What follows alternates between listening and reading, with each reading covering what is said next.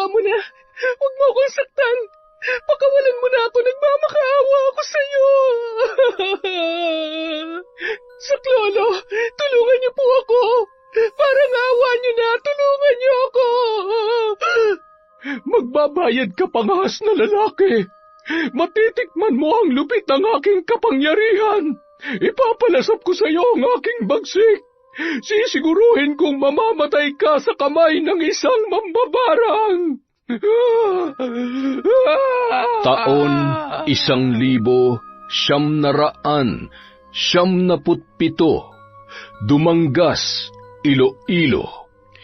Umiiyak na nakaupo sa isang mahabang bangko ang dalagang si Sayong. Nasa labas siya ng isang silid ng punerarya na pinagdalhan sa labi ng kanyang lola. Kasama ang kanyang ina na si Karing ay matyaga silang naghihintay kung kailan matatapos ang pag-eembalsamo sa matanda. Ilang oras din silang naghintay saka lumabas ang isang embalsamador na nagngangalang Toto upang ipaalam sa kanila na tapos na ang serbisyo nito.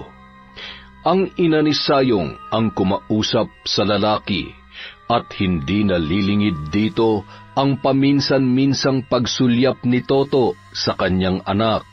Nakikiramay po ako sa buong pamilya. Salamat. Maaari na ba naming iuwi agad si nanay? Pwede po, misis, pagkarating nung karo. Meron pa po kasi yung hinatid sa kabilang bayan. Ang mabuti pa ay mananghalian na lang po muna kayo. Sinipat ni Karing ang kanyang relo. Pasado 12:00 na pala ng tanghali. Hindi niya namalayan ang oras dahil sa labis na lungkot at pagdadalamhati. Binalingan niya ang anak na nakahawak sa sintido nito.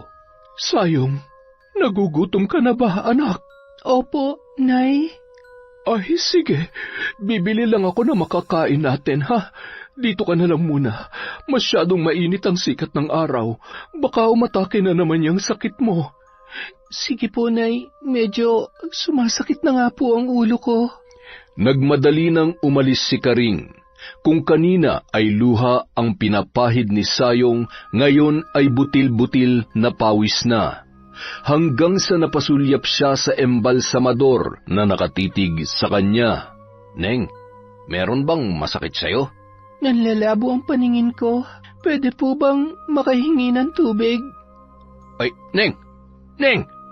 Nataranta si Toto nang makitang natumba ang dalaga dahil sa pagkahimatay nito. Dali-dali siyang kumuha ng pamaypay at pinisil-pisil ang ibabaw ng batok ng dalaga. Nang makita niyang medyo nakakabawi na ito, ay mabilis siyang kumuha ng malinis na tubig para ipainom sa babae. O ano, maayos na ba ang pakiramdam mo, Neng? Salamat po sa pagtulong sa akin. Pasensya na rin po sa abala. Ay, teka, bakit ka ba nahimatay? Siguro, dala lang ng gutom. Kanina pa kasi kumakalamang sikmura ako kaso parang wala naman akong ganang kumain dahil sa nangyari kay Lola. Teka lang sandali ha. May kukunin lamang ako. Sinundan na lamang ng tingin ni Sayong ang papalayong lalaki. Pagkaraan ng ilang sandali ay bumalik na ito na may dalang baunan. Ibinigay niya agad yun sa dalaga at agad naman na tinanggap ni Sayong. Ayan, kumain ka muna. Baka matagalan pa yung nanay mo. Huwag ka mag-alala. Malinis naman yan. Pero baon niyo po yata to. Nakakahiya naman. Busog pa naman ako. Tsaka mas kailangan mo yan. Tingnan mo, namumutla ka na naman. Napangiti na lamang ang dalaga dahil sa kabaitan na ipinakita ng lalaki at binuksan ang baunan noon. Maaga siyang kumain. Halata na gutom na si Sayong. Mabilis niyang naubos ang pagkain at napadighay na lamang siya dahil sa kabusugan. Ilang sandali pa ang lumipas, dumating na si Karing. Ikinuwento sa kanya ng anak ang nangyari. Laking pasasalamat naman nito kay Toto, at ibinigay niya sa binata ang kalahati ng nabiling pagkain. Nagpasalamat naman si Toto sa kanya at magkaharap na kumain ang dalawa. Ano nga palang pangalan mo, iho? Toto po, misis. Huwag mo sanang mamasamain, ha? Pero paano ka nakakakain na maayos gayong paglilinis sa katawan ng patay ang trabaho mo? Ay, sanayan lang naman po ang lahat ng bagay. Aling Karing, yan na lamang ang itawag mo sa akin. Ay, teka, hindi ka ba nandidire? Ay, nung una po medyo nangingimi nga ako pero nung maglaon ay parang paliwala na rin po sa akin, Aling Karing. Ay, ganun ba? Nakakatakot yan trabaho nyo pero ganyan naman talaga ang buhay. Kung saan kailangan mong mahalin kahit ano pa ang linya ng iyong trabaho. Ay, nandyan na po ang karo. Ang mabuti pa ipapahatid ko na kayo sa bahay ninyo. Sige. Salamat naman at makakauwi na rin kami. Makalipas ang ilang linggo, aksidenteng nagkitang muli sina Sayong at Toto sa palengke sa bayang yun. Hoy, Ineng! Kumusta ka na? Kayo po pala yan? Mabuti naman po. Wala po ba kayong pasok ngayon? Ay, oo. Day off ko kasi ngayon. Siya nga pala, nakalimutan kong itanong ang pangalan mo. Ano nga bang pangalan mo? Sayong po. Ilan taong ka na, Sayong? 21 na po. 21? Akala ko 15 anyos ka lang. Masyado naman bata ang mukha mo. Hindi halata sa edad mo. Marami na po nagsabi niyan. Lagi nga akong napagkakamalang bata ng iba. Idagdag pa tong height ko tapos sukat ng katawan. Kayo po, ilan taon na po kayo? Ako, 26. Uunahan na kita ha. Mukha lang talaga akong 50 anyos pero sa birth certificate ko, 26 lang talaga ako. Ganon? Nako, hindi naman po pala nagkakalayo ang edad natin. Tapos, kung makapo ako, wagas. Ayos lang. Sanay naman na ako sa ganyan. Buti pa, Toto na lang ang itawag ko sa'yo. Toto naman ang pangalan mo, di ba? Oo. At sabay na nga silang namili ng kanilang mga kailangan. Subalit habang naglalakad ay biglang napakapit si Sayong sa balikat ng binata. Oh, ayos ka lang ba, Sayong? Nanlalabo ang paningin ko. Dala ng pag-aalala ay kaagad na inakay ni Toto ang dalaga at dinala sa parte ng palengke kung saan walang masyadong tao para makalanghap ng sariwang hangin. Nagugutom ka ba? Hindi naman. Masyado lang sigurong maalinsangan ng panahon kaya sumama ang pakiramdam ko. Ay mabuti pa, ihatid na lang kita sa inyo. Baka kung mapano ka pa. Pumayag naman ang dalaga sa suhestyon ng binata. Si Toto na rin ang nagpatuloy na mamili sa mga hindi pa nabibili ni Sayong na nasa kanyang listahan. Sakay sa isang pampasaherong jeep, hinatid ni Toto ang dalaga sa kanilang baryo hanggang sa kanilang tahanan. Payak lamang ang pamumuhay ni Sayong. Maliit lang ang kanilang kubo at napapaligiran ng mga halaman na kung tawagin ay nipa. Wala silang malalapit na kapitbahay. Nasa dulo yon ng palayan na ang daan ay makitid na pilapil bago pa makarating sa kanila. Iginala ni Toto ang paningin at tila nangilabot siya nang maramdaman ang malamig na hanging dumampi sa kanyang braso. Napapitlag pa siya nang biglang magbukas ang pinto sa kubo ni Sayong. Magandang araw po sa inyo, Aling Karing. Aba, ikaw yung embalsamador, hindi ba? Anong ginagawa mo rito? Nay, hinatid lang po ako ni Toto. Nagkita kasi kami sa bayan, tapos inalalayan niya po ako doon. Bigla po kasing nakaramdam ng panlalabo ng paningin si Sayong, Aling Karing. Kaya ako ay ihatid ko na lamang siya rito para maayos siya makauwi. Pero aalis na rin naman po ako. Ay, sandali lang. Mabuti pa tumuli ka muna. Magkape ka muna sandali. Sa susunod na lang, may aasikasuhin pa kasi ako sa bayan, Sayong. Pwede po ba akong dumalaw dito sa susunod na linggo, Aling Karing? Abay, oo naman. Walang problema. Salamat nga pala sa paghatid ng ligtas dito sa dalaga ko, Toto. Walang anuman po. Magpapaalam na po ako. Sayong, alis na ako ha. Sige, Toto. Mag-iingat ka. Maraming salamat, ha? Makalipas ang 1 linggo, dumalaw nga si Toto kina Sayong. Marami siyang dalang pagkain para sa mag-ina. Nagbitbit din siya ng tsokolate at 1 bungkus na rosas na kulay pula. Nako, Toto, nag-abala ka pa. Salamat, ha? Walang anuman. Kumusta ka na nga pala? Ayos naman. May ipagtatapat sana ako sa'yo, Sayong.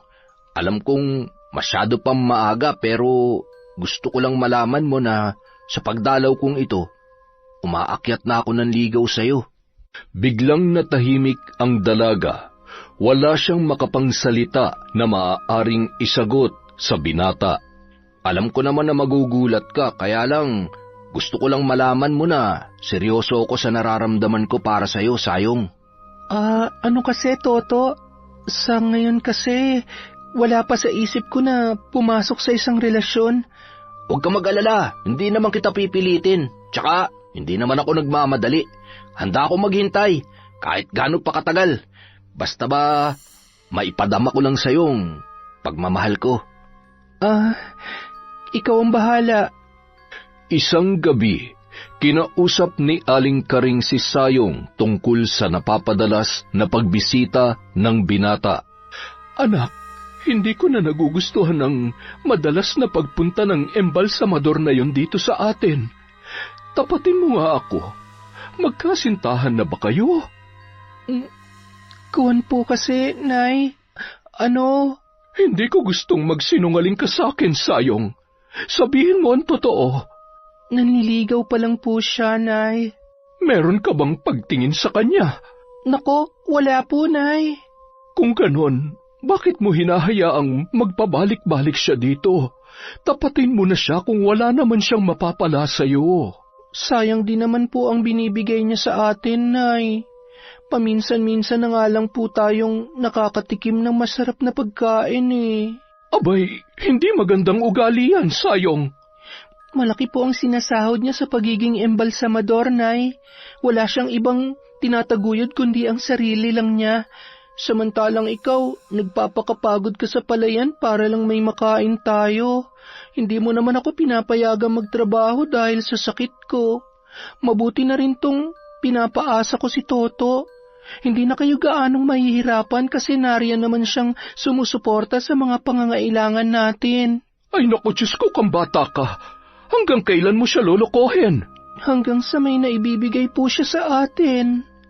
Ay naku, ang masasabi ko lamang, anak, hanggat maaga pa, tigilan mo na yan. Hindi ko na gusto yung mga sinasabi mo. Huwag po kayo mag-alala, Nay. Ako po ang bahala.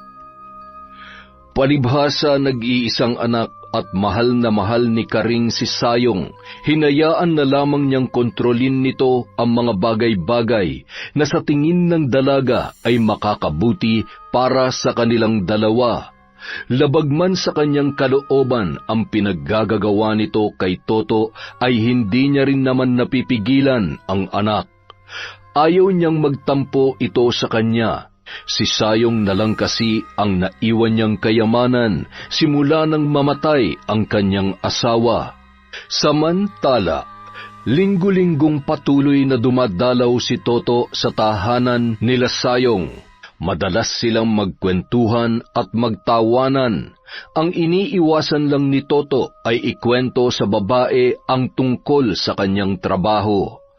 Ayaw ni Sayong na nakakarinig ng tungkol sa mga patay.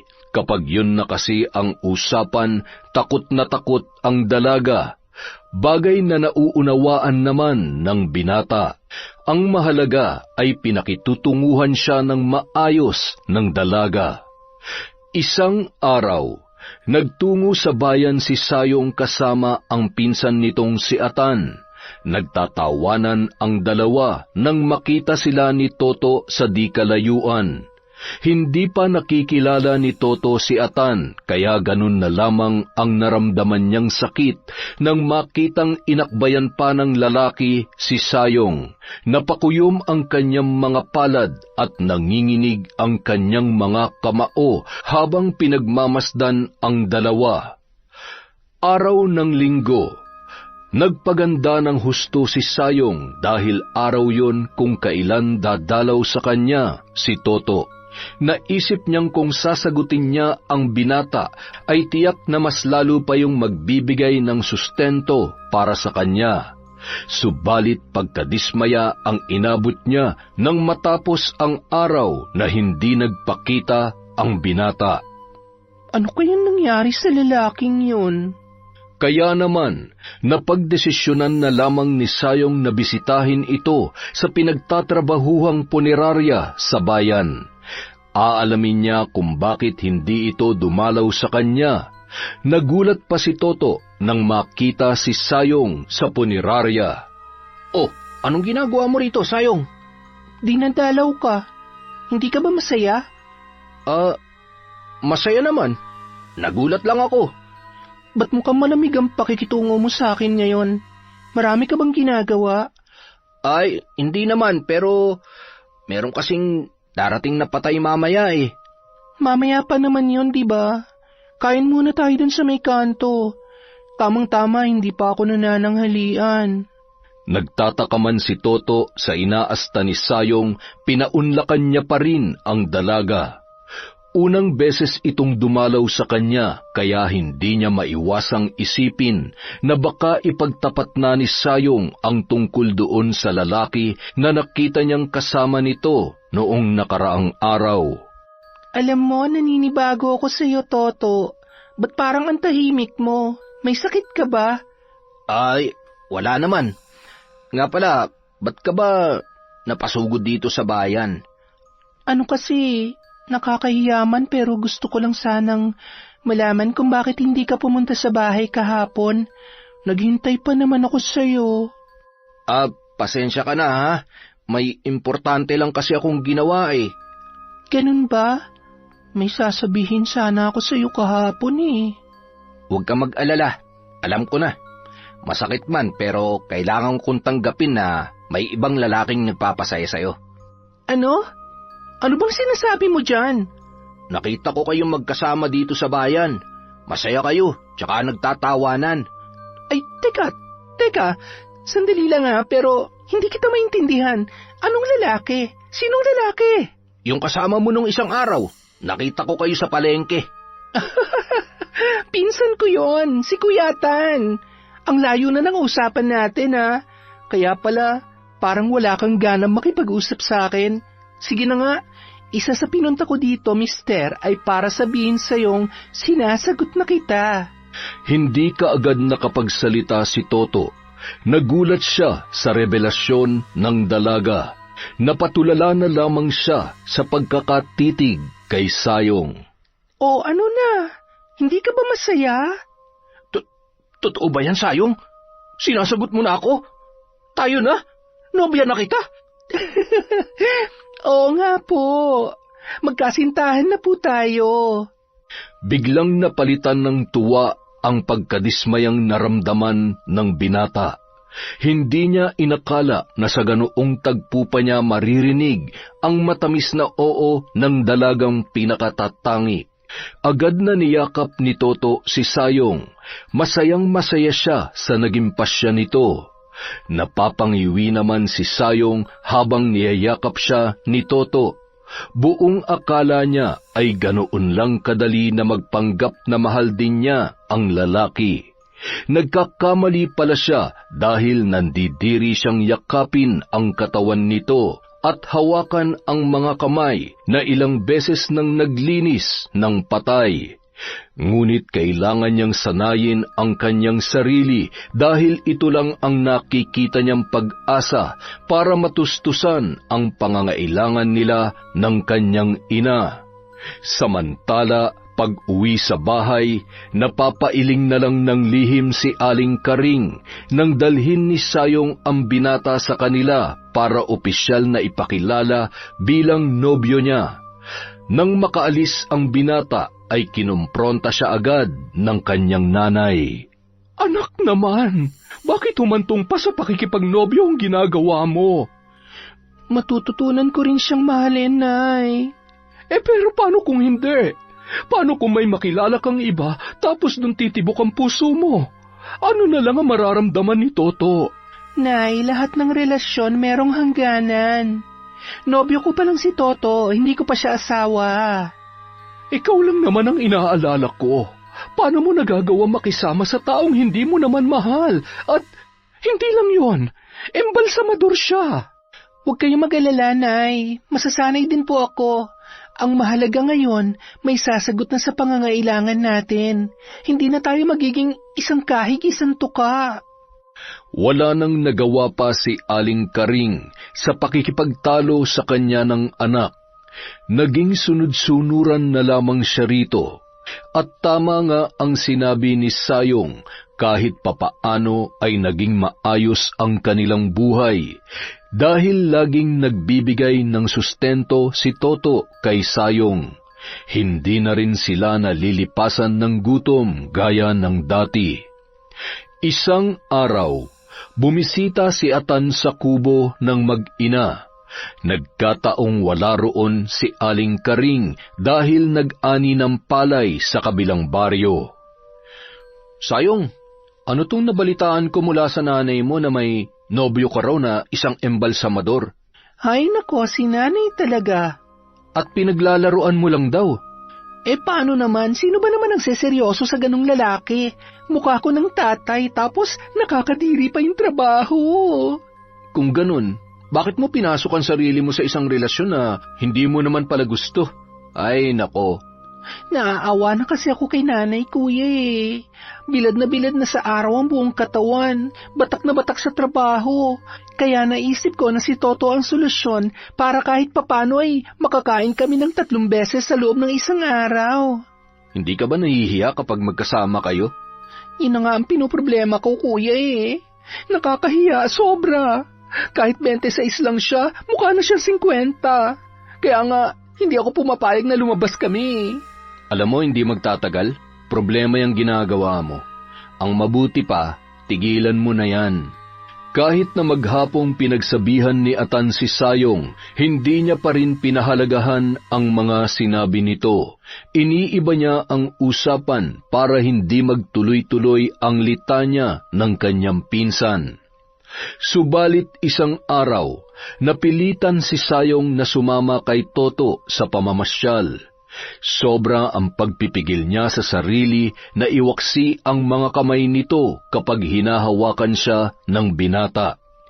Kahit labis ang kanyang pagtitimpi ay napalitan naman niyo ng saya dahil binilhan siya ng lalaki ng mga damit. Siya na ang kusang yumayakap kay Toto kapag inaabot nito ang lahat ng kanyang pinipili. Takip silim na nang mapagpasyahan nilang umuwi. Ihahatid sana siya ng nobyo sa kanilang kubo, ngunit hindi na siya pumayag. Baka wala na itong masakyan ng jeep pabalik ng bayan pag natagalan pa ang lalaki sa kanilang baryo. Matapos siyang makababa sa pampasaherong jeep ay nagpaalam na siya sa binata. Hindi na bumaba si Toto dahil babalik din naman kaagad sa bayan ang naturang sinasakyan. Habang siya ay naglalakad, bagong tapal ang makitid na pilapil na dinadaanan ni Sayong. Maputik naman ang palayan dahil sa bagong tanim pa lang ang mga palay. Naiinis siya habang lumulubog ang kanyang mga paa sa putikan. Hindi naman siya masyadong nahihirapan dahil nababanaag niya ang dinaraanan dahil sa tanglaw ng maliwanag at bilugang buwan. Napamura na lamang si Sayong nang biglang madulas ang isang paa, dahilan para tumama ang kanyang puwet sa basang pilapil. Lintik naman oh! Akmang tatayo na sana siya nang may napansin siyang bulto ng tao na parang nakatanaw sa kanya. Hindi niya pinansin yun dahil sanay naman na siya na ginagabi ang ilang magsasaka sa malawak na palayan na yon. Pagdating sa kanilang kubo, sinalubong agad siya ng kanyang pinsan na si Atan. Aba, nandito na po pala ang prinsesa nyo, tiya. Bakit ka ginabi ng uwi, Sayong? Nag-aalala na ako sa'yo. Pasensya na po kayo, Nay. Napasarap po kasi ang pamamasyal namin ni Toto. Mukha nga. Tingnan nyo't maraming dalang prinsesa, oh. Bakit ka pala nandito, Kuya? Kumuha ng mga dahon na nipa ang pinsan mo. Kanina pa sana yan nakauwi sa sentro ng baryo, kaya lamang ay minabuti niyang samahan muna ako habang hindi ka pa nakakauwi. Mamaya ka na umuwi, Kuya. May dala akong lechon manok. Pagsaluhan na muna natin to. Aba, hindi ko tatanggihan yan. San ka nga pala dinala nung nobyo mong embalsamador, ha? Sa punerarya?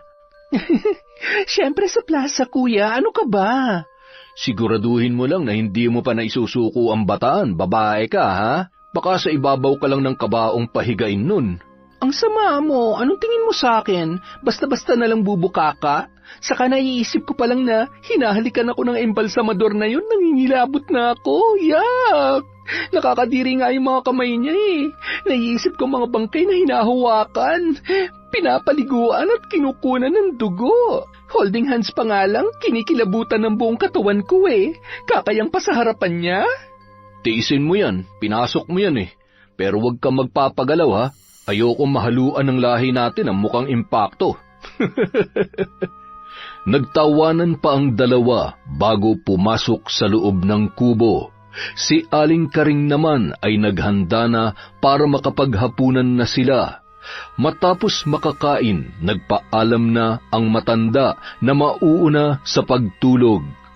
Uminom muna ang magpinsan at patuloy na nagkwentuhan sa labas ng kubo ni Sayong.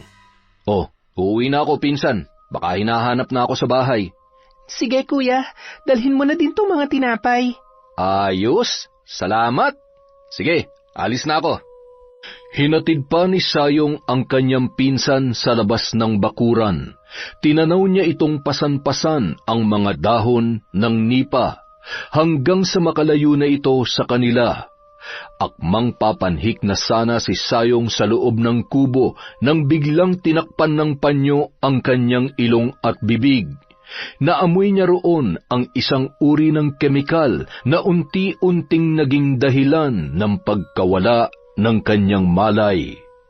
Isang lalaki ang humahangos habang buhat-buhat ang walang malay na katawan ni Sayong. Kanina niya pa ito sinusundan.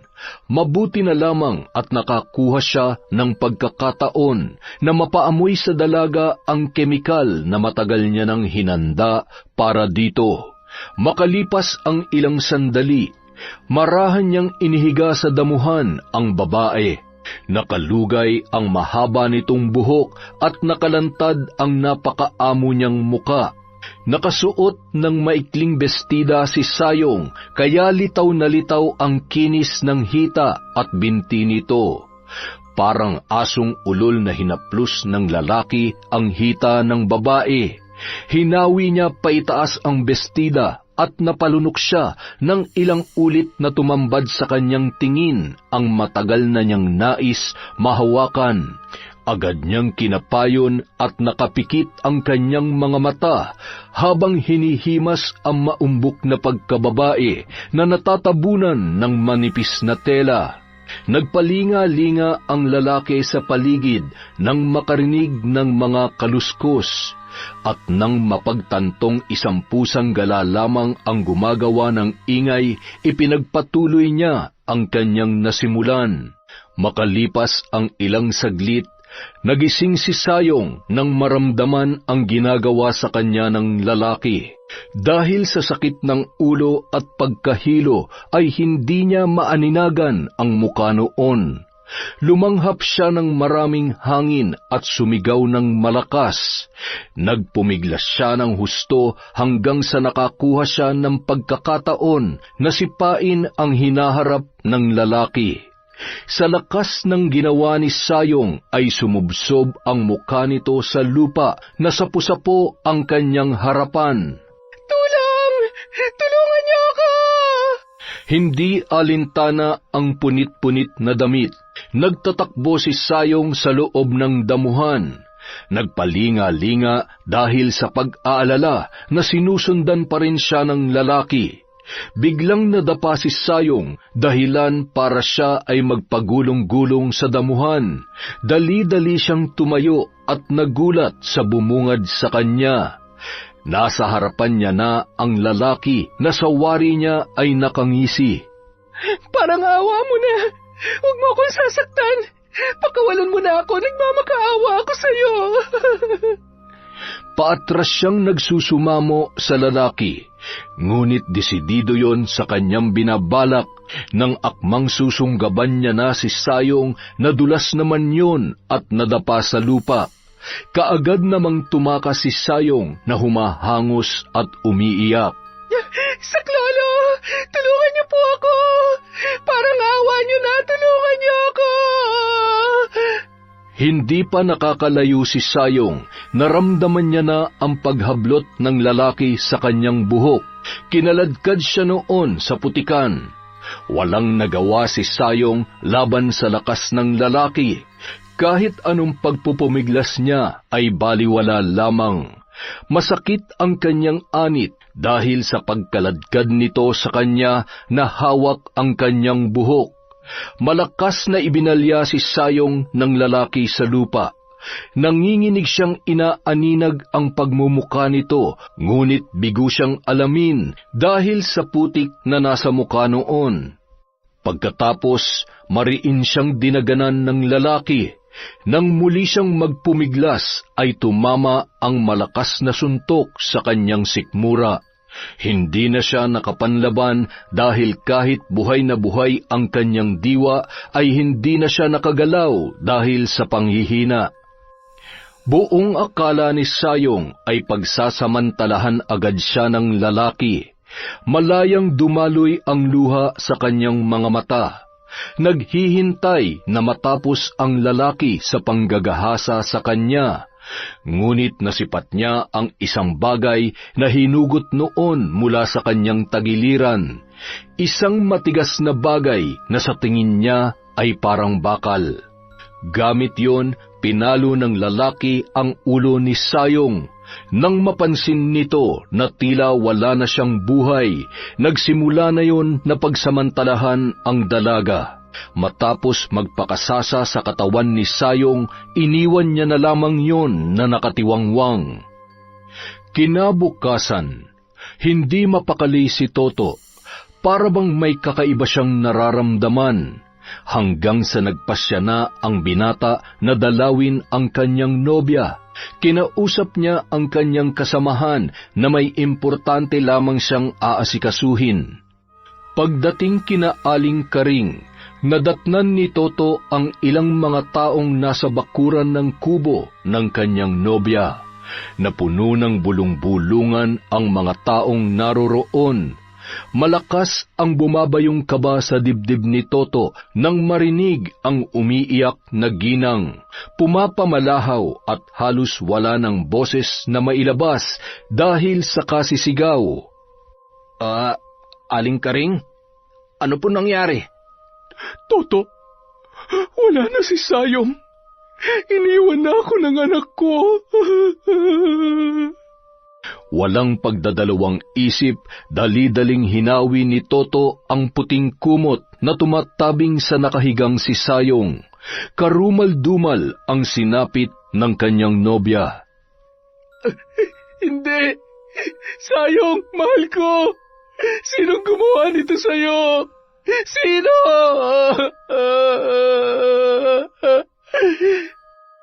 Niyakap ni Toto ang malamig na bangkay ni Sayong. Parang pinipiga ang kanyang puso sa sinapit ng kanyang nobya. Sino po ang gumawa sa kanya nito, Aling Karing? Walang nakakaalam. Nagulat na lamang ako nang ibalita sa akin na natagpuan ang bangkay ni Sayong sa loob ng kanipahan. Sabihin niyo, ginahasa po ba siya ng animal na gumawa nito sa kanya? Oo, punit-punit ang kanyang damit at halos wala na siyang saplot nang siya ay matagpuan. Mananagot ang gumawa nito. Isinusumpa ko. Pagbabayarin ko ng mahal ang taong gumawa nito sa kanya. Kuyomang kamaong nanginginig si Toto habang sinasabi ang mga katagang yun. Ano ang plano mo sa labi ni Sayong, Karing? Ipapaimbalsa mo ko siya, Kapitan, para makasama ko pa siya ng mga ilang araw. Ako na po ang bahala kay Sayong, Aling Karing. Makalipas ang ilang sandali, dinala na ang bangkay ni Sayong sa puneraryang pinagtatrabahuhan ni Toto. Gaya ng sinabi niya, ay siya ang personal na nag-asikaso sa bangkay ng kanyang nobya. Toto, maaari ko bang masilayan ang gagawin mong paglilinis sa anak ko? Oo naman po, Aling Karing. Wala pong problema. Dahil wala ang may-ari ng punerarya, pinasama ni Toto si Aling Karing sa loob ng silid. Makikita roon ang mahabang mesa kung saan pinapatong ang bangkay na nililinisan ni Toto. Nang ipasok na ang katawan ni Sayong, biglang humagulgol ng malakas si Aling Karing. Hindi niya kayang masilayan ang kanyang anak sa ganoong kalagayan. Mabuti na lamang at sa labas ay naroon si Atan. Tinawag siya ni Toto para tulungan siya sa tiyahin nito. Kaagad namang dinaluhan ng binata si Aling Karing at inilabas sa silid. Mas mabuti kung makakalanghap siya ng sariwang hangin. Ganun ba? Sige, dadalhin ko na lamang siya dun sa labas. At inakay na nga ni Atan ang kanyang tiyahin palabas. Pinainom niya yun ng tubig para gumaan ang naninikip nitong dibdib. Tahan na po, tiya. Baka kumapano pa kayo.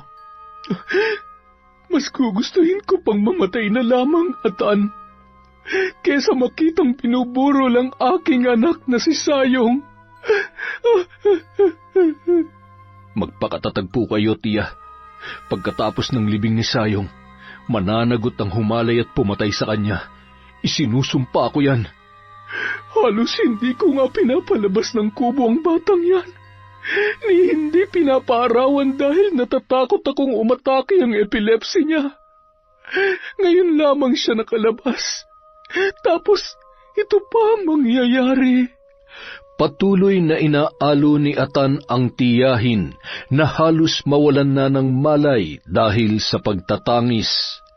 Samantala, pinagmamasdan naman ng mabuti ni Toto ang patay na nobya.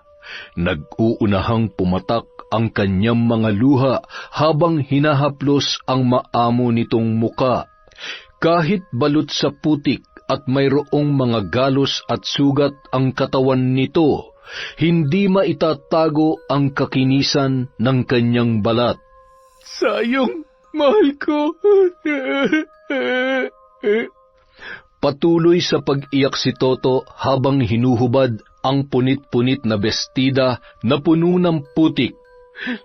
Huwag ka mag-alala, mahal ko.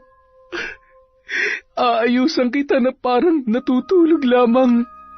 Pinaliguan niya yon, makailang ulit na sinabon, nilinisan ng mabuti hanggang sa mawala na ang dumi. Matapos na maglagay at magpakalat ng mga kemikal at solusyon sa mga ugat at bahagi ng katawan para mapabagal ang proseso ng pagkabulok ng nobya, ay pinakatitigan niya yon ng mabuti. Tapos ay pinahid niya ang kanyang mga pawis na nag-uunahang tumulo. Saka binulungan ang bangkay ng dalaga. Bago kita saksakan ng bulak, pagbigyan mo muna ako sa huli kong kahilingan, mahal ko. Hinalikan niya ang labi ng dalaga. Noong una ay banayad lamang, hanggang sa naging mapusok ang bawat pagdampi ng kanyang mga labi. Hinagod niya ang kabuuang katawan ng kanyang nobya. Labis na pag-iinit ang kanyang naramdaman. Init na nagmumula sa kanyang kaibuturan. Mabilis niyang kinalas ang sinturon mula sa kanyang pantalon at ibinaba ang kanyang zipper. Matapos magawa ang kanyang binabalak, kaagad siyang lumundag mula sa kinapapatungan at mabilis na isinuot muli ang pantalon at nag-ayos ng sarili. Isang kontentong ngiti ang sumilay sa labi ni Toto. Makalipas ang ilang sandali, sa muli niyang pagharap sa bangkay ay maayos na niyang tinapos ang kanyang trabaho. Pinahiran niya ito ng mga kosmetiko at nilagyan ng pabango upang maging presentable. Subalit ang hindi niya napansin, mayroong pares ng mga mata na nakasilip sa kanyang ginawa, mula umpisa hanggang sa matapos yun. 9 na araw na ibinurol si Sayong. Walang araw na hindi nagpapakita si Toto sa burol ng kanyang kasintahan, hanggang sa hinatid na yon sa kanyang huling hantungan. Toto, maraming salamat sa iyo. Kahit sa huling mga araw ay ipinakita at ipinadama mo kay Sayong ang iyong pagmamahal. Walang anuman po, Aling Karing.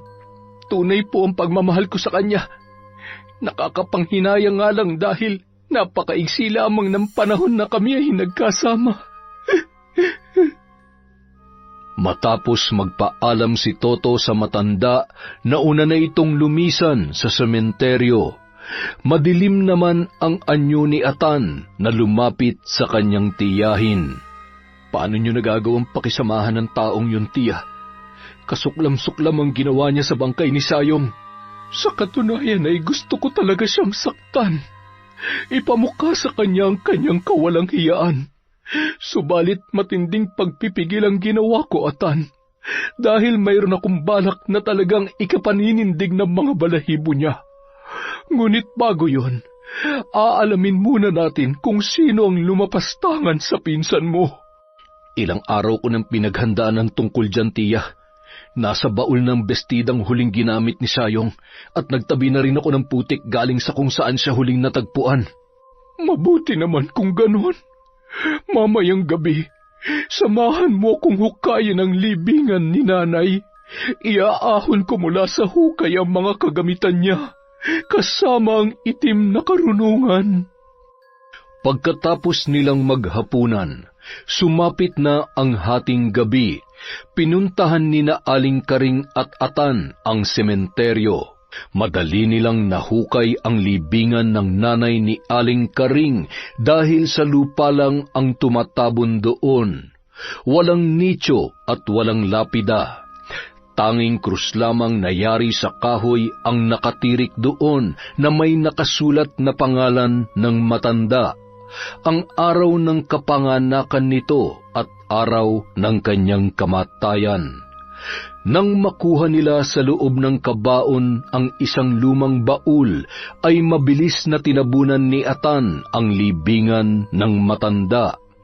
Inayos ang nakatayong krus at inapak-apakan ang lupang itinabon para manigas at magpantay. Tayo na sa kubo, Atan. Isasagawa na natin ang ritual.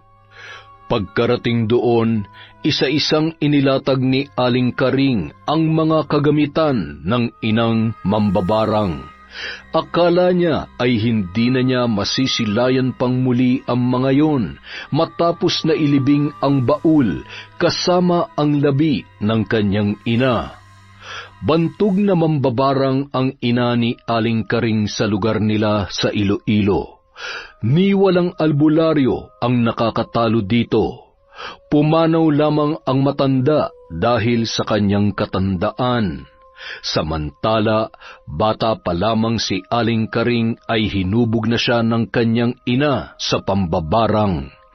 Gamit ang mga orasyon at iba't ibang klase ng mga insekto. Hindi kumpleto ang mahika ng isang mambabarang kung wala itong pananggalang na mga orasyon. Minsan, nang sinubukan ni Aling Karing ang gawain, kampante siyang hindi siya masusumbalikan dahil sa mayroon siyang pananggalang, ngunit sa kasamaang palad ay doon sa kanyang asawa na punta ang sumbalik na siyang ikinasawi nito. Nang mga panahong yun ay nagdadalang tao na si Aling Karing kay Sayong. Magmula nung araw na yun, hindi na siya sumubok pang mambiktima dahil natakot na siyang baka isa na naman sa kanyang pamilya ang madamay. Ngunit sa pagkakataong ito, wala nang makapipigil sa kanya sa nais niyang gawin. Nabalot na ba ng itim na kumot ang bawat sulok at loob nitong kubo, Atan? Opo, tiya. Nalukuban na po ng dilim ang buong kubo. Mabuti naman. Sisimulan ko na ang ritual. Ngunit bago yon, lumapit ka muna dito. May gagawin lamang ako sa iyo. Kaagad namang tumalima ang binata. Lumapit siya kay Aling Karing na noon ay nasa harapan ng nakasinding mga kandila. Patatsulok ang pagkakahilera ng mga yon, kasama ang sinulid na kulay pula na nakapatong sa isang rebultong may sungay na kulay itim ang kabuuan. Pahigayong nakadapa sa lapag. Kinuha ni Aling Karing ang sinulid at mariing idinikit sa braso ni Atan na kaagad ding naglikha ng maliit na sugat. Tumulo ang dugo mula roon na mabilis namang pinunasan ni Aling Karing gamit ang isang hintuturo nito. Sa isang kamay ng matanda, naroroon ang isang maliit na kristal. Binulungan niya ng orasyon ang naturang kristal na may pagkakahel ang kulay at mabilis na isinuksok yun sa loob ng sugat sa braso ni Atan. Parang nilamon naman ng sugat ang kristal at makalipas ang ilang segundo ay kusang naghilom ang sugat ng binata. Yan ang magsisilbing proteksyon mo para makaiwas ka sa kahit na anumang uri ng barang. Hindi tatalab sa iyo ang mga sumbalik dahil sa tangan mo na ang kristal na napapalooban ng mga orasyon ko. Pinabalik ni Aling Karing si Atan sa sulok na kinaroroonan nito kanina. Samantala siya naman sinisimulan na ang ritual sa pag-uungkat ng mga pangyayari. Inilabas niya ang bestida ni Sayong at itinabi doon ang putik na nakuha ni Atan. Maraming orasyon ang kanyang inusal bago biglang tumuwid ang kanyang likod na tila ba sinasaniban ng kung ano.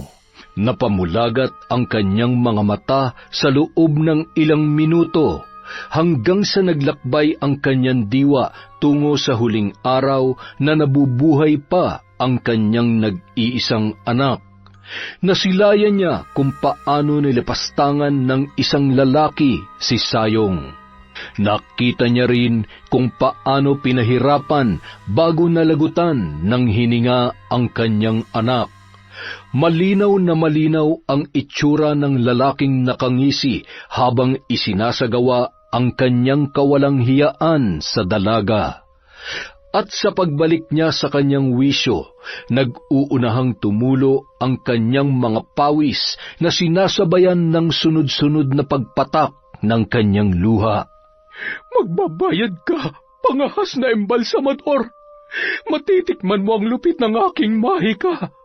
Ipapalasap ko sa iyo ang aking bagsik. Sisiguruhin kong mamamatay ka sa kamay ng isang mambabarang. Nagulat naman si Atan sa sinabi ng matanda. Kung gayon, si Toto pala ang pumatay sa kanyang pinsan. Galit na galit siya sa lalaking yun dahil sa nasaksihan niyang paghalay nito sa bangkay ni Sayong.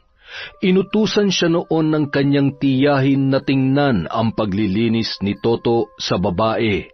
Dahil sa ayaw niyang maistorbo ang pag-iyak ng lalaki habang nililinisan ang pinsan niya, ay hindi na siya naglikha ng ingay habang sinisilip ang mga ito mula sa maliit na siwang ng pinto. Ngunit nang makita niyang hinahalikan ni Toto ang kanyang pinsan, susugurin niya na sana yun, subalit napigil lang niya ang sarili dahil ayaw niyang mag-alala pa ang tiyahin na noon ay nasa labas at nagluluksa. Naisip niyang baka may mangyari pang masama kay Aling Karing, hanggang sa napagpasyahan niyang tunghayan na lamang ang mga nagaganap. Sa isip-isip ni Atan, makakaganti rin siya sa lalaki sa pamamagitan ng pambabarang. Matagal niya nang alam na mambabarang ang kapatid ng kanyang lola, at matagal niya na ring hinahangad na matutunan ang kaalamang yun. Kaya lamang nang mamatay ang kapatid ng kanyang lola na siyang nanay ni Tiya Karing niya, ay isinama na sa libingan nito ang lahat ng mga kagamitan. Sa huling gabi ng lamay ni Sayong, sinabi niya sa kanyang tiyahin ang tungkol sa kanyang nasaksihan. Halos magwala si Aling Karing, ngunit sinabi niyang kumalma na muna. Papapaniwalain nila si Toto na wala silang nalalaman upang maging mas madali ang paghihiganti na kanilang gagawin. Ngayong nalaman na nilang si Toto rin pala ang humalay at pumatay kay Sayong, tiyak na doble-dobleng parusa ang ipapataw ni Aling Karing sa binata. Sa kabilang banda, nakaramdam ng pagkaihi si Toto. Sinulyapan niya ang relong nasa dingding ng kanyang silid. 3:00 na ng madaling araw. Humikab siya at matamlay na bumangon. Nagtungo siya sa loob ng banyo upang pakawalan ang rumaragasan niyang ihi. Nakapikit ang kanyang mga mata habang ginagawa yon. Subalit saglit siyang natigilan nang maramdamang tila may maliit na insekto na kumagat sa kanyang pagkalalaki. Kahit inaantok ay pilit niyang ibinuka ang kanyang mga mata. Sinuri kung anong uri ng insekto ang kumagat sa kanya. Pagkatapos noon, dala ng matinding pagod at antok ay muli na rin siyang nakatulog. Kinabukasan, habang nasa trabaho, naramdaman niyang tila bumibigat ang kanyang alaga. Hindi siya mapakali, kaya naman hinubad niya ang suot na pantalon upang yon ay silipin. Sakto namang pumasok ang driver ng karo na si Dodong, ang tanging taong nakakaalam sa lahat ng kalokohang ginagawa ni Toto. Oh, ano na naman yan? Huwag mong sabihing magpaparaos ka na naman. Loko-loko, may tinitingnan lang ako sa alaga ko. Medyo namamaga kasi.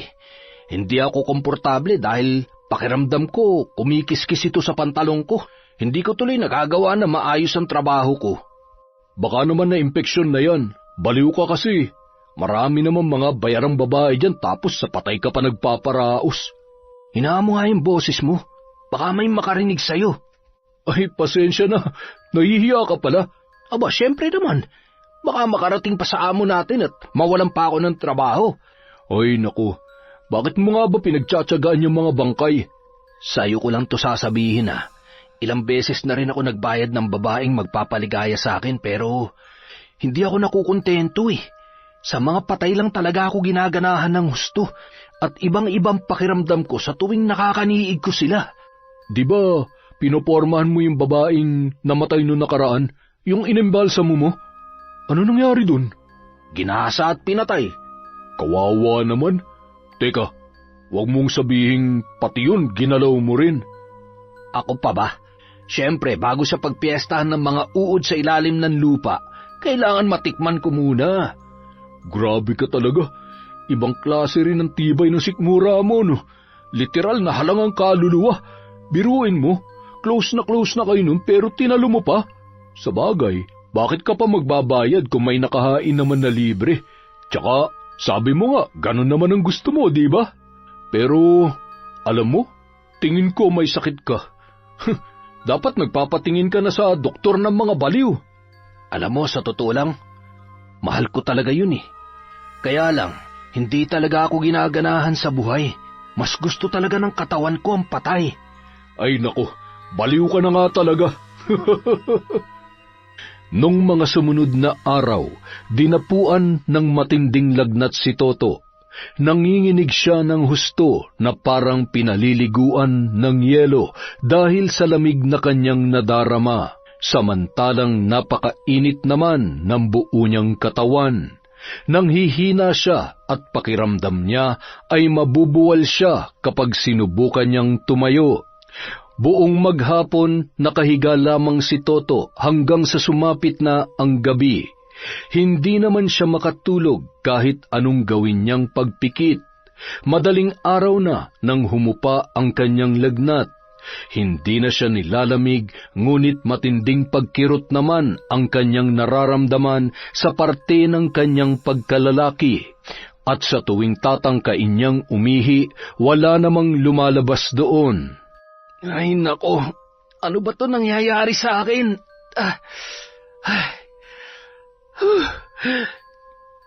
Makalipas ang 2 araw, nagawa na ring umihi ni Toto. Ngunit hindi lang basta ihi ang lumabas sa kanyang maselang parte, kundi malapot na likido na kulay dilaw. Mahapdi ang paglabas noon at kumikirot. Kinabukasan, "Pare, pansin ko mukhang matamlay ka ngayon ah." Ay, ayos lang ako, tol. "Anong ayos? Hindi ka naman dating ganyan. Hindi ka na ba nakaka-score sa mga bangkay, ha?" Sabing ayos lang ako eh. Ba't ba ang kulit mo? "Para nagtatanong lang naman eh. Ba't ba nagiging bugnuting ka na?" Ha? Ay, pasensya ka na. Namumroblema kasi ako dito sa ano ko eh. "Saan? Sa ano?" Itinuro ng nguso ni Toto ang parte ng kanyang katawan na nasa pagitan ng kanyang 2 hita. "Bakit? Hindi pa ba nawawala ang pamamaga?" Hindi na namamaga. Kaso sobrang kati naman ngayon. Gabi-gabi hindi ako pinapatulog.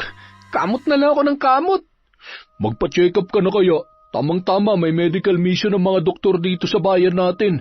Libre ang check up doon at libre na rin ang gamot."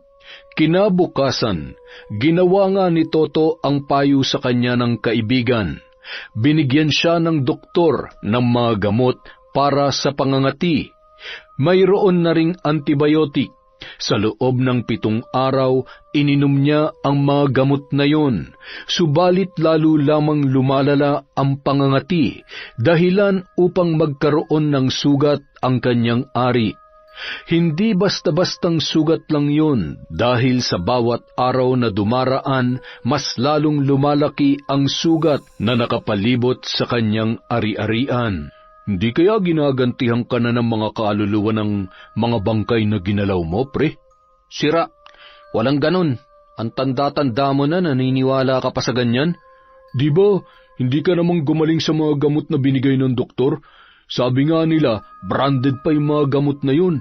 Pero, sandali, may kilala akong albularyo. Baka makatulong sa iyo yun." Albularyo? "Oo, kapag nagpatingin ka sa kanya, malalaman mo kung pinaglalaruan ka ba ng masamang espiritu o ng kung ano." Talaga? Tagasan ba yung albularyo na sinasabi mo na yan? Nung mga oras ding yun, hindi na nag-aksaya pa ng panahon ang dalawa. Nagtungo sila sa isang albularyong kakilala ni Dodong. Nagulat pa si Toto nang mapagtantong doon din siya dinala ng kaibigan sa baryo nila Sayong. "Mahusay na albularyo tong si Kapitan. Tiyak na matutulungan kanya sa problema mo." Nahihiyaman, ipinakita kaagad ni Toto ang kanyang sugatang alaga sa albularyo. Nang hilingin nitong ipakita ang kanyang tinutukoy. "Malala na pala yung sugat mo, bata. Malawak nang ginalawan ng sugat at iba na ang amoy. Ano palang dahilan kung bakit nakuha mo yan?" Sa pagkakaalala ko po, kinagat lang yan ng langgam eh. Maliit na pulang langgam, tapos namagana, hanggang sa nangati na ng sobra at naging ganyan na nga. "Wala ka bang ibang napapansin?" Meron pa po. Tuwing sasapit ang 3:00 ng madaling araw, namimilipit ako sa sakit dahil sa kumakapit sa buong laman ko ang hapdi at kirot na dulot niyan." 3:00 ka mo ng madaling araw? Opo. Tingin ko ay binabarang ka. Pinaglalaroan ka ng isang mambabarang. Mambabarang? Bakit naman po ako babarangin? Marahil ay naiinggit o hindi naman kaya ay naghihiganti. Napaisip ng malalim ang binata. Sa dami ba naman ng kanyang pinagsamantalahan na bangkay, hindi malabong may mambarang nga sa kanya na naiwan na pamilya. Habang pabalik sa bayan, kinumpronta ni Toto si Dodong. Pre, aminin mo nga sa akin, may pinagsabihan ka ba tungkol sa ginagawa ko sa mga babaeng bangkay? Naku, wala ah. Ba't mo naman ay tanong yan? Binarang ako, hindi ba? Kaya hindi malabong ang gumawa nun ay kapamilya ng mga naging biktima ko. Baka naman pinagkaanulo mo na ako. Alangan naman kainggitan ako. Hindi na nga ako gwapo hindi pa presentable ang trabaho ko. Uy, wag mo nga maliitin ang trabaho mo. Hindi biro ang mag-embalsa mo ng mga patay. Kapaki-pakinabang ang parte mo dito sa mundo. Tsaka, hindi ko magagawa yun. Hindi ko ugaling manlaglag ng kaibigan. Sana hindi na lang ako nagpatingin sa albularyo. Kung ano-ano na tuloy ang iniisip ko. Huwag ka mag-alala, siguradong gagawa si Kapitan ng lunas dyan sa karamdaman mo ngayon. Kinagabihan, nagulat si Toto nang mapansin ang mga langgam na nagkalat sa kanyang higaan. Mga langgam na katulad ng kumagat sa kanya. Maliliit at mapupula. Napatayo siya kaagad dahil baka kagatin na naman siya ng mga yon. Subalit sa kanyang pagtayo, nakita niya ang bakas ng basa sa kanyang kobrekama. Napakunot ang kanyang noo sa pag-aakalang siya ay napaihi. Yun pala ay doon nang gagaling ang mga langgam na nasa kanyang higaan. Dali-dali niyang kinapa ang kanyang pantalon at naramdaman niya na basa din yun. Ngunit ibang likido ang kanyang nahawakan, malapot at may nakakasulasok na amoy. Kaagad siyang naghubad para makapagpalit, subalit bigla niyang nasagi ang kanyang ari.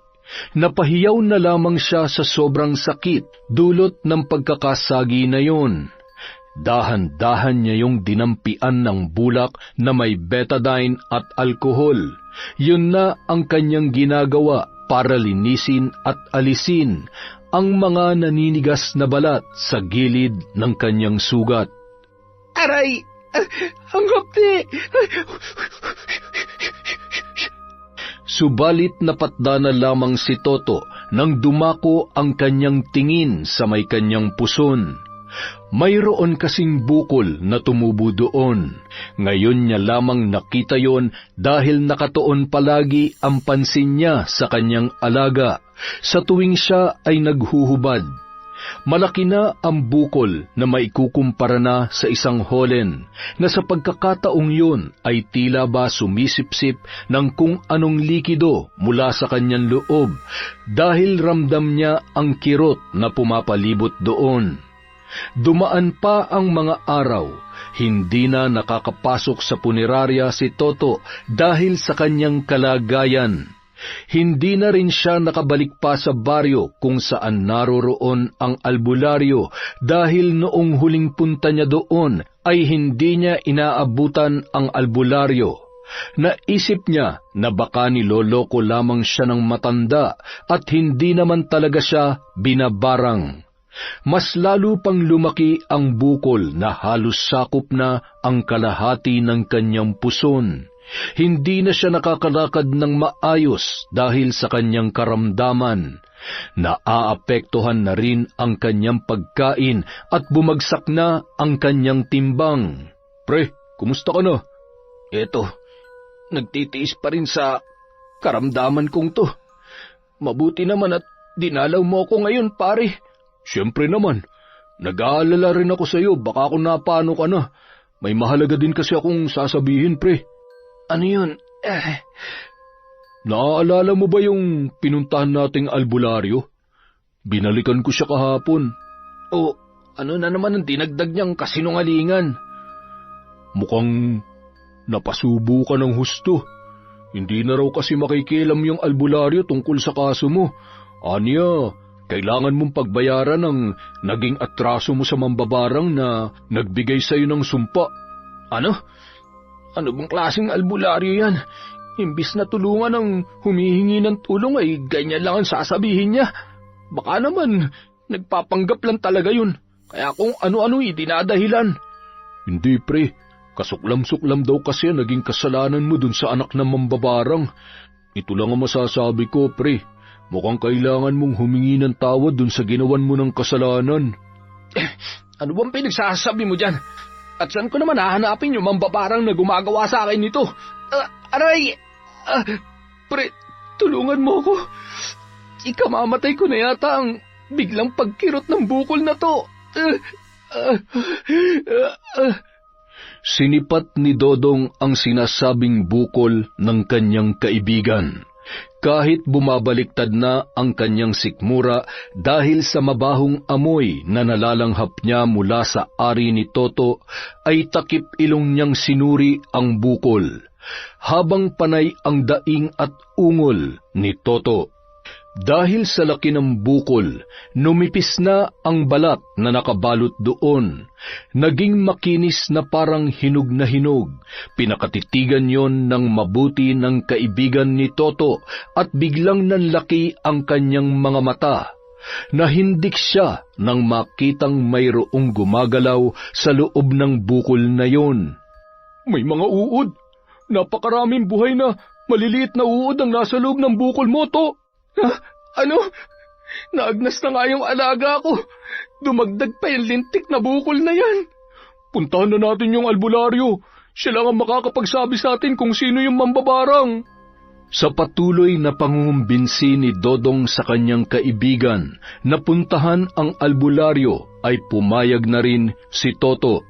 Doon sa dulo ng palayan, may makikita kayong maliit na kubo. Nag-iisa lamang yon. Doon siya nakatira. Pinaglololoko mo ba kami? Kilala ko kung sino nakatira doon. Alam kong kilala mo siya dahil minsan nakitang nakita doon. Noong natagpo ang patay si Sayong sa loob ng kanipaan, hindi ba? Ibig mong sabihin, si Aling Karing ang mambabarang? Tunguhin mo na ang kubo niya nang malaman mo kung bakit ka nagkakaganyan. Kasama si Dodong, paika-ikang binaybay ni Toto ang makitid na daang pilapil patungo sa kubo ng matanda.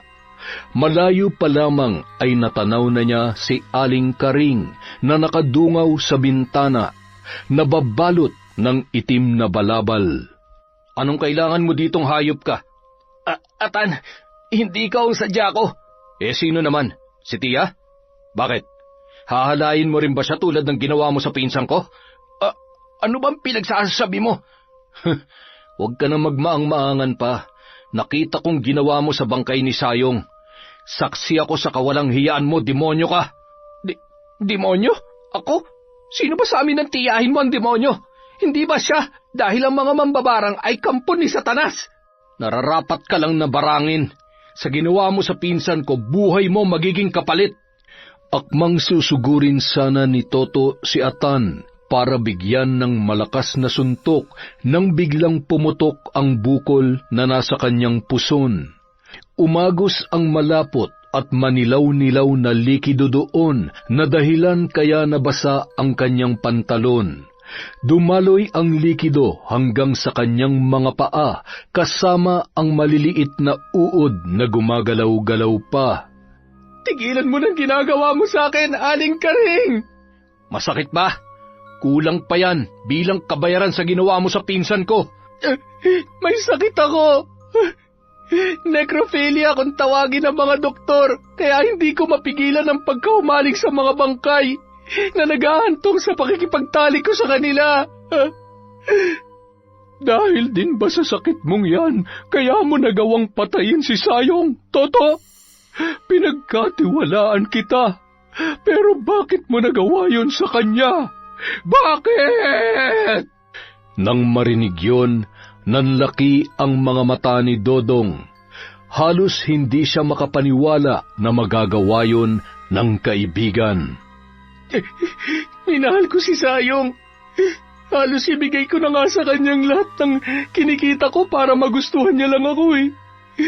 Nung araw na sinabi niyang sinasagot na niya ako bilang nobyo niya, walang paglagyan ng sayo ko noon. Para akong nakalutang sa alapaap. Kung mahal mo siya, bakit mo siya pinatay? Bakit mo siya hinalay? Sobrang hinusayan mo naman ang pagpapanggap para mapagtakpan ng iyong kasalanan. May pasumpa-sumpa ka pang nalalaman. Inilahad ni Toto ang lahat sa kanila, kung paano naging makulay ang kanyang buhay nang naging sila ni Sayong. Nais niyang ipagsigawan sa lahat na nobya niya ang dalaga, ngunit ayaw naman nito. Mas ginusto ni Sayong na sila lamang ang makakaalam sa kanilang relasyon. Wala naman naging problema sa kanya dahil hindi naman mahalaga na ipaalam pa sa iba. Ang importante, nagmamahalan sila at alam ni Aling Karing ang tungkol doon. Nang naging sila ni Sayong, itinigil na niya ang paggalaw sa mga bangkay.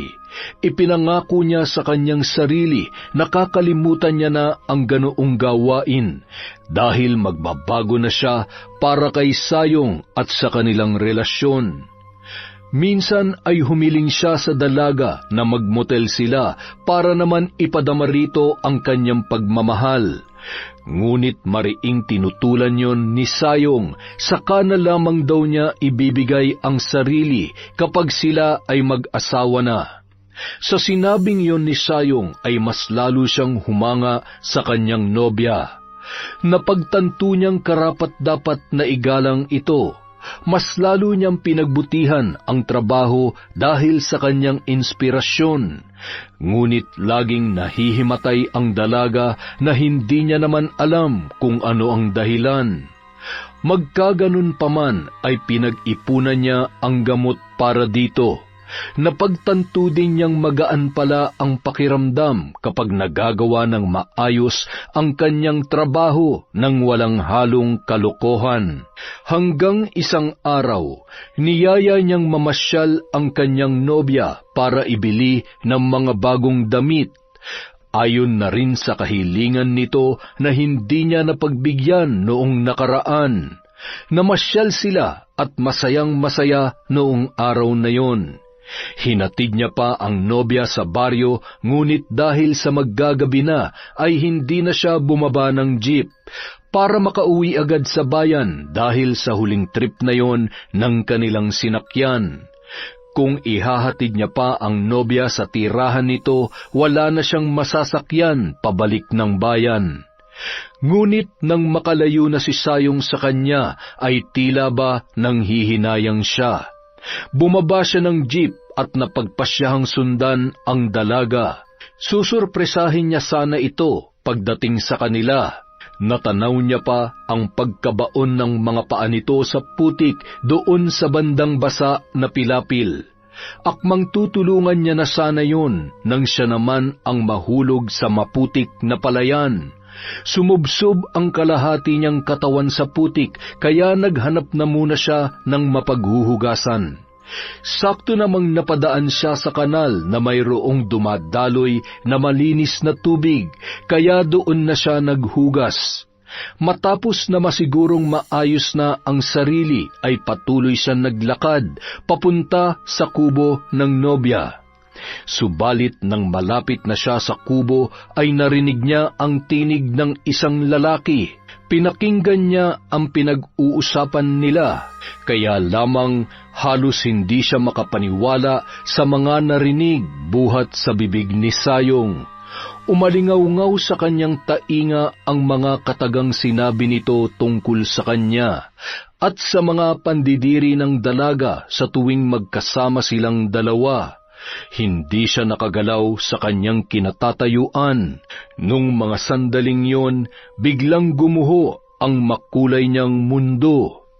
Parang sinaksak ang kanyang puso ng paulit-ulit nang marinig na ginagamit lang pala siya ng dalaga, na pera niya lang pala ang habol nito. Marami pang sinabi si Sayong habang nakikipagkwentuhan sa kanyang pinsan na si Atan. Ngunit ang mas tumatak sa kanyang isipan ay ang pandidiri nito sa kanya kapag nahahawakan niya ang dalaga. Dahil doon, sumiklab ang galit ni Toto Napakapa siya sa bulsa ng kanyang pantalon, nahawakan niya ang panyo at nilagyan yon ng isang uri ng kemikal na nakakapagpawala ng malay ng tao kapag nalanghap yon, at nakakapagpabalik naman sa malay ng taong nahihimatay. Ang kemikal na yon ay lagi na niyang daladala. Binili niya talaga yon para kay Sayong, para sa tuwing mahihimatay ang dalaga na magkasama sila ay madali niya lang itong mapapasinghot. Nilukob ng galit ang buong pagkatao ni Toto. Ayaw niya na siya ay niloloko. Ayaw niya rin na pinaglalaruan ang kanyang damdamin. Nang makita niyang umalis na si Atan, ay kaagad siyang lumapit sa nakatalikod na si Sayong at mabilis na itinakip sa ilong at bibig ng dalaga ang panyong kanyang daladala. Nagpalinga-linga siya sa paligid para sigurong walang ibang taong naroroon, at kaagad niyang binuhat ang walang malay na si Sayong patungo sa loob ng kanipaan kung saan mayroong mayayabong na mga damo. Ngayon niyo sabihin, walang kasalanan si Sayong sa akin. Ngayon niyo sabihin na naging mabuti kayong lahat sa akin. Alam kong alam niyo rin, Aling Karing, na niloloko niya lamang ako. Isa kayong konsentidor na ina. Biglang bumukas sa mukha ng matanda ang pagkagulat. Nasapo niya ang kanyang dibdib dahil sa mga isiniwalat ng binata na kanyang narinig. Maging si Atan ay biglang nakaramdam ng pagkakonsensya. Mahirap din pala ang pinagdaanan ni Toto. Nasaktan din ito ng labis, naloko at higit sa lahat, naging mababa ang tingin nito sa sarili dahil sa panlalait ni Sayong. Pero hindi sapat na dahilan yon para pumatay ka ng tao. Dahil ba sa nasaktan ka, kailangan mo siyang gantihan sa pinakamasaklap na paraan? Sabihin niyo yan sa sarili niyo, Aling Karing. Pag nilaya niyo mga katagang nasambit ninyo. Kahit hirap sa paglalakad at paika-ika, taas noong nilisan ni Toto ang kubo ng mambabarang. Naiwang nakatigagal naman si Atan, napapaisip dahil sa kanyang mga narinig. Yan na nga bang sinasabi ko kay Sayong, tiya eh. Dahil sa pagiging makasarili niya, nasaktan niya si Toto. Humantong tuloy sa ganito ang lahat. Huwag mong sabihin, bumabaligtad ka na ngayon. Pinsan mo ang nagrabyado. Tandaan mo yan, Atan. Alam ko po yun, tiya. Pero parang nakukonsensya na po yata ako. Nasimulan na natin ito. Dapat pa nating tapusin. Sige na, umuwi ka na muna na makapag-isip-isip ka. Sumapit ang gabi. Pabaling-baling sa higaan si Toto. Hindi siya makatulog dahil sa matinding kirot na nananalasa sa pumutok niyang bukol. Parang naging mapa ito sa kanyang balat. Nagtutubig ang sugat at humihibok-hibok pa rin ang gilid nito na mayroong naglalabasang mga uod. Hinding-hindi ako hihingi ng tawad sa inyo. Mabuti pang mamatay na ako kesa magdusa ng ganito. Kinuha ni Toto ang isang maliit na boteng may lamang kemikal na ginagamit niya sa pagpepreserba ng patay. Walang pagdadalawang isip niyang ibinuhos yun sa nagtutubig niyang mga sugat.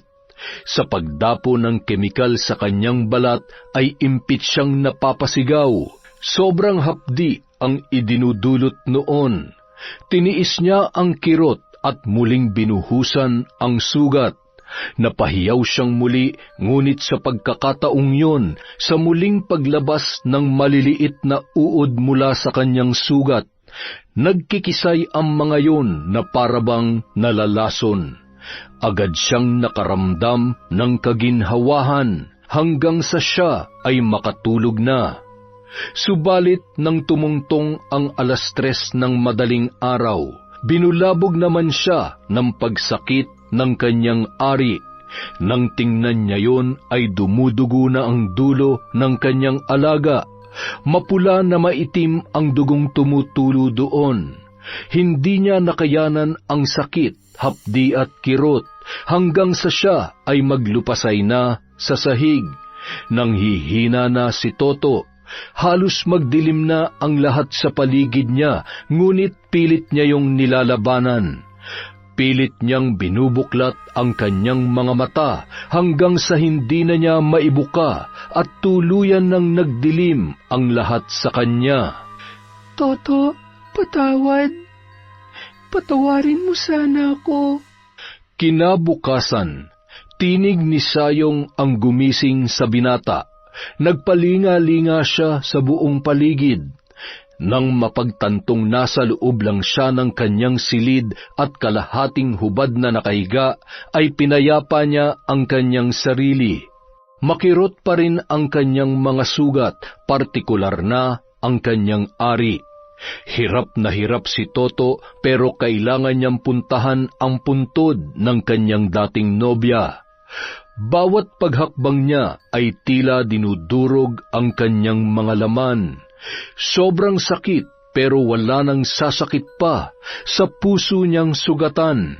Ilang sandali pa, narating niya na ang puntod ni Sayong, humahagulhol na humihingi ng tawad.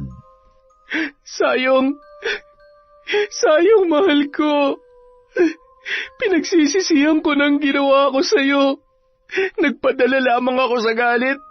Akala ko kasi mahal mo rin ako eh. Kaya sobra-sobrang pait at sakit nang marinig ko na pinandidirihan mo pala ako. Umihip ang malamig na hangin at dumampiyon sa balat ni Toto. Alam kong walang kapatawaran ang mga nagawa ko sa'yo. Lahat ng ginawa kong pambababoy at pananakit sa'yo. Kulang na kulang ang nararanasan ko ngayon kumpara sa naranasan mo sa mga kamay ko. Handa kong tanggapin ang lahat ng parusa ng nanay at pinsan mo. Hindi na ako hihingi ng tulong kahit kanino para malunasan to. Gusto na kitang makasama. Gusto ko nang bumawi sa'yo, Sayong. Ang lahat ng sinabi ni Toto ay umabot sa pandinig ni Atan, na noon ay nakatayo mula sa di kalayuan. Hindi alam ni Atan kung bakit nakakaramdam siya ng awa sa lalaking pumatay sa kanyang pinsan. Nahahabag siya rito, nakukonsensya at kailangan may gawin siya para umayos na ang lahat sa pagitan nito at ng kanyang tiyahin. Nahihibang ka na ba, Atan? Tiya, tama ng kasamaan. Hindi niyo ba nakikita na sa bawat kasamaang nangyayari, nababalot ng kadiliman ang puso natin at nasasaktan? Anak ko na agrabyado, Atan. Oo nga, Tiya, pero may kasalanan din si Sayong kay Toto. May kasalanan din tayo sa kanya. Sinusubukan mo ba ako? Tiya, mahal ko po kayo. Mahal na mahal. Ayokong dumating sa punto na makapatay kayo ng tao. Tama na, Tiya, nakikiusap ako. Sa tingin niyo ba, magiging masaya si Sayong kapag tuluyan niyong isinanla ang inyong kaluluwa sa demonyo? Atan! Pakiusap, Tiya. Itigil na natin to. Muli, sumapit ang gabi. Hubot-hubad si Toto habang nakaupo sa gilid ng kanyang higaan. Ramdam niya ang tila pagpintig ng mga uod sa kalalim-laliman ng kanyang laman. Alam niyang punla ito ng barang na tutupok sa kanyang kabuuan. Makirot, masakit. Kahit namimilipit siya ay wala na siyang salitang nais pang pakawalan. Hinihintay na lamang niyang tuluyan na siyang tapusin ng mambabarang. Samantala, nakatulala si Aling Karing na humarap sa kanyang mga gamit sa pambabarang kay Toto. Bilang isang ina, walang kasing sakit ang mawalan ng anak. Ngunit bilang tao, normal lang na magkasala. Subalit sa mata ng Panginoong Diyos, ang makapatay ng tao ang pinakamalaking kasalanan na pagbabayaran mo sa naglalagablab na apoy na walang hangganan. Tinimbang ni Aling Karing ang lahat, Napagtanto niyang hindi pa pala siya tuluyang nasasakop ng kapangyarihan ng dilim. Nararamdaman niyang may kabutihan pa ring natitira sa kanyang puso. Bumuga siya ng malakas na hangin.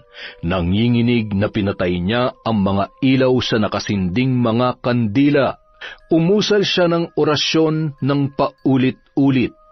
Nang matapos ay inisa-isa niyang pinulot ang mga sinulid at pinakawalan sa bote ang mga langgam na ginagamit niya sa pambabarang. Muli siyang nag-usal ng orasyon habang nilalagay ang mga kagamitan sa loob ng isang baul. Butil-butil na pawis ang naglabasan sa kanyang muka nang matapos ang ritual sa pagbawi ng barang.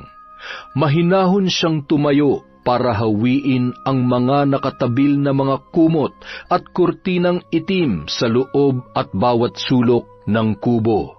Kahit sa gitna ng gabi, bumukas at bumanaag ang liwanag sa tahanan ng matanda.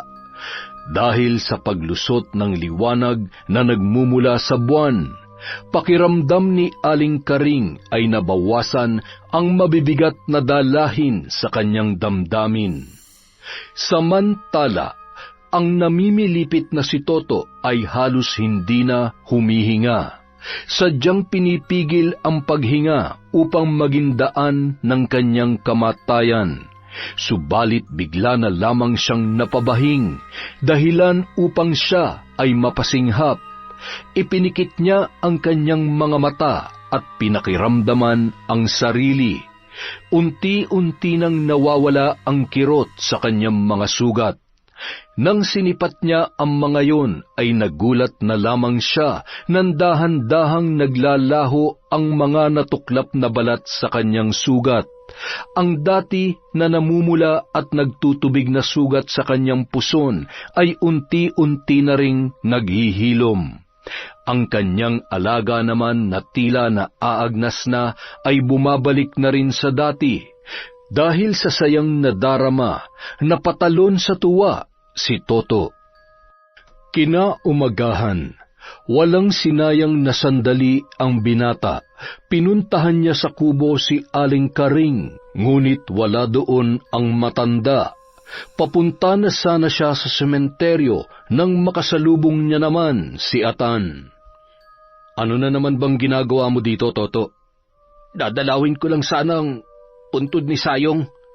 Para saan pa? Gusto ko lang magpasalamat. Magpasalamat? Galing ako sa kubo ni Aling Karing. Wala siya doon kaya naisipan kong puntahan na lang ang puntod ni Sayong. Magaling na ako, Atan. Alam kong binawi na ni Aling Karing ang barang. Sana naman sa pagbawi ni Tia sa barang, magbago ka na, Toto. Alam mo, sa totoo lang, galit pa rin ako sa iyo. Sige na, mauna na ako. Nasundan na lamang ng tingin ni Toto ang binata. Nauunawaan niya ang nararamdaman nito. At maging siya ay hindi rin alam kung hanggang kailan magsisisi. Nagpatuloy na siya sa pagpasok sa loob ng sementeryo. Natanaw niya ang nakatayong si Aling Karing sa harapan ng puntod ni Sayong. Biglang nakaramdam ng takot si Toto nang napalingon sa kanya ang matandang babae. Ngunit nilakasan niya ang kanyang loob upang ito ay kausapin. Aling Karing, magandang araw po. Maganda sana ang araw ko kanina. Kaso nga lang ay hindi na ngayong naririyan ka na. Ano ang kailangan mo? Gusto ko lang po sanang magpasalamat. Alam kong binawi niyo na ang barang na itinanim niyo sa masilang bahagi ng katawang ko. Maraming salamat po. At humihingi po ako ng kapatawaran para sa lahat ng mga nagawa ko. Gusto mo ba talagang patawarin kita? Kung ganon, inumin mo itong lason. Biglang natigilan si Toto sa kanyang mga narinig, ngunit mahinahon naman niyang tinanggap ang boteng iniabot ng matanda. Isang uri yan ng langis na may nakapaloob na orasyon. Kapag ininom mo yan, hindi ka na makakaramdam ng init sa mga bangkay. Kahit walang kasiguruhan ang sinabi ng matanda, ay walang pagdadalawang isip na tinungga ni Toto ang bote at sinaid ang laman na langis.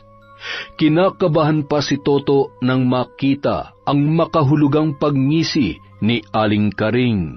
Sa ngayon, hindi ko maibibigay ng lubos ang aking pagpapatawad. Siguro ay lilipas pa ang maraming taon para tuluyang mawala ang sakit na naibaon mo sa aking puso.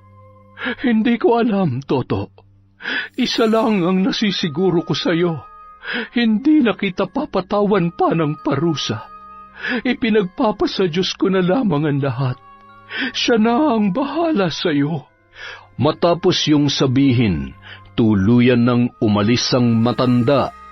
Napaupo naman si Toto sa gilid ng puntod ni Sayong habang lumuluhang nakatingala sa malawak na kalangitan. Yon! Napakaganda na naman po ng kwento natin. Ang pagpapatawad ay mahalaga sa lahat. Dahil dyan, meron tayong shoutout. Yes, simulan po natin. Shoutout sa asawa ni Elidia Bobes. Hi po kay Nila Basanta. Hello kay Ma'am Shimaylin. Shoutout po kay Lenny Villegas from Los Baños, Laguna. Hello kay Jenny Baywo. Kay Josh Del Bottom from Zamboanga, Sibugay. Hello po kay Grace Ordinan. Hi kay Maria Lorraine Egarde from Bahrain. Hello po kay Vicky Yabut. Hi kay Enzo Balbastro from QC. Uy, kapitbahay. Hello po kay Baby Zane Vlog from Lebanon. Hi kay Zaldi Datuin from Pangasinan. Hi kay Tina Manunulat. Uy, kumusta ka na? Hi kay James Sabuero from Nueva Vista, Mindanao at kay Chung B. Hello po kay Merchi Barricas. Hi sa Galedo family from Rai. Hello po sa buong pamilya ni Monica Nieves. Hello kay Jude Ringor Soriano. Hi sa mga anak ni Elvira Malakas. Hello po kay Maura 620. Hi kay Len TV, kay Marcia May Patorcio from Kuwait, kay Charlene Gumanzing at kay Chris Alcantara. Eto na naman po tayo, maraming salamat sa suporta mula sa Kwentong Enteng.